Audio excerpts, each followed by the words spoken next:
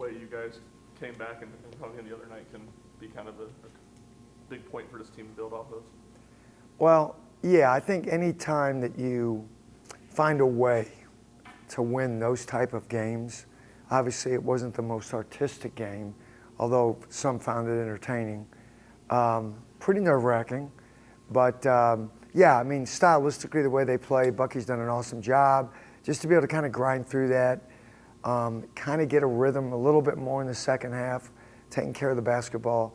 But exactly to your question or pertaining to it, yeah, that was good for us. How happy are you to be done having to face that style of basketball? Well, it's not, something that, you love dealing with, but I think what I've learned over time is, like, that team will probably play us a little different, do some different things, probably manage the backboard better when we play them. Hopefully us, as when Buzz Williams was there, not because they ran that funky matchup zone initially, it was really hard. I'm not sure we ever figured it out completely, but we got better with it.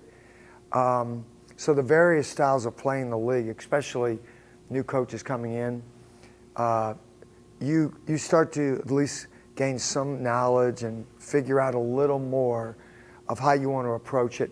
And no excuse, because, same for them, but having one day to prepare for it, and we spent the whole day working on press offense, and I know Coach was disappointed because we didn't execute as well as we needed to early, but it was a challenging game. I guess it could be a point of reference later on in the season, though, especially as y'all get into March, about how to handle a press. I guess that prepares you well for March. Yeah, I think our league prepares us well, that's for sure. And we'll see it again, like Georgia, just watching like you guys do, I'm sure, all the different teams, how they play, what they're doing. But, Georgia's going to press, do some things. Just speaking of one team, when we do our non-conference schedule, we always try to do it with some thought as to how they play stylistically, when our team might be ready for that. Even though it may seem like, hey, you guys have won by a good margin against some teams, there is kind of a method to the madness when Luke Shepker and I look at teams. Obviously, conference is dictated, right? So, but that's a good point. You may see it again, and it won't seem like a shock to the system. Y'all's recovery and preparation change after playing a 2 overtime game like that? No, well, G would be the best guy to ask for that. I don't know what he did with his training, but our preparation yesterday, we had a really good practice. Guys went really hard.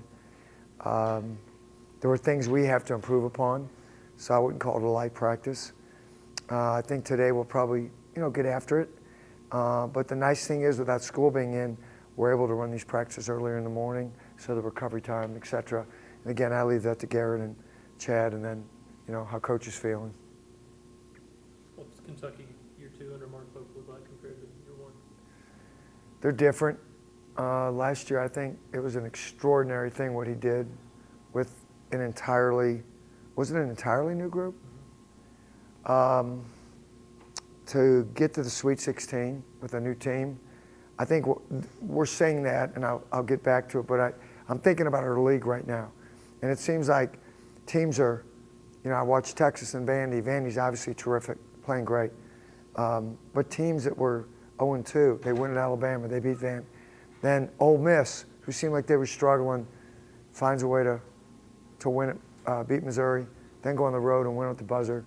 So I think what's happening is, with all of the new talent coming in, as a European coach reminded me the other day, he said, now you know what we go through every year. A whole new team with different personality types. And I think for Coach Pope and their staff, what you think when you are doing your evaluation and systematically looking at your roster construction versus the reality of it when it arrives can be very different. Bill Self, who's one of the great coaches of all time, I'm sure Bill expected more out of his team last year, but you just don't know what certain guys are going to do. Pairing them with new guys, and I think we're dealing with some of that, but I think they better defensively, more physical as a group. They're not as explosive offensively, but as soon as I say that, you know, they might ring us up for 90. So I think that Mark has actually done a really good job with the way things have turned out with his team, but we all know where you are. There's levels of expectations, and that is something that sometimes is very challenging to deal with. What does Troy add to the backcourt when he's able to give you what he gave the other night? Well, number one, he showed he's not afraid of the moment. That was pretty good. Big jump shot with, I think it was a minute 22 or whatever it was. We need him, you know, as we need still Ethan and Clarence, and Coach talks about it. All those guys can add some value to our basketball team. Who's going to play on what given night and how much? I don't know. But to Troy is a really good shooter. And, you know, in my former life, as I say it, we called it a gravity score. If he proves he can be a good shooter, that opens up. That means I can't get as far away, because I know he's a great shooter. I can't get as far away from as I can him. So that opens up more of a driving lane for Nate, for Jacoby, for other guys. So Troy adds not just the dimension of making the shot, but the threat of being able to make the shot and give us better spacing. How can Nate build on what he gave y'all in overtime the other night? Not thinking about it too much. You know, Nate is a very driven, a very, very, very conscientious young guy that really wants to do well, and I know Coach has talked about it. And I think when Nate just kind of lets go of the reins a little bit, he's really good, and I think we saw some of that. It was pretty special, some of the shots he made in crunch time. I think the most exciting thing for me wasn't just the shots he made. Obviously, they were very beneficial to the outcome of the game, but that he wanted the basketball. He wanted to do it. And that's when you start to arrive, you know? I mean, Dalton Connect came into here, he didn't, in a good way, was oblivious, like, hey, I'm the best player on the court every time I walk out there, give me the ball. But he was also a senior, and there was no expectations for DK. He created them, and he met them. But for Nate, it's exciting to see him grow in that fashion. Are you all harping on with JP right now? Now trying to maybe tone down, like, you know, Coach wanted him a little more rugged and a little more forceful in there. And I'm smiling because one of my favorite all-time players here was Uroš Plavic.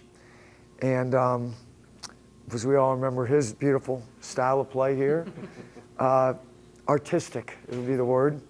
But Roche gave us a level of toughness and I wouldn't use the word intimidation, but I think teams were conscious of him.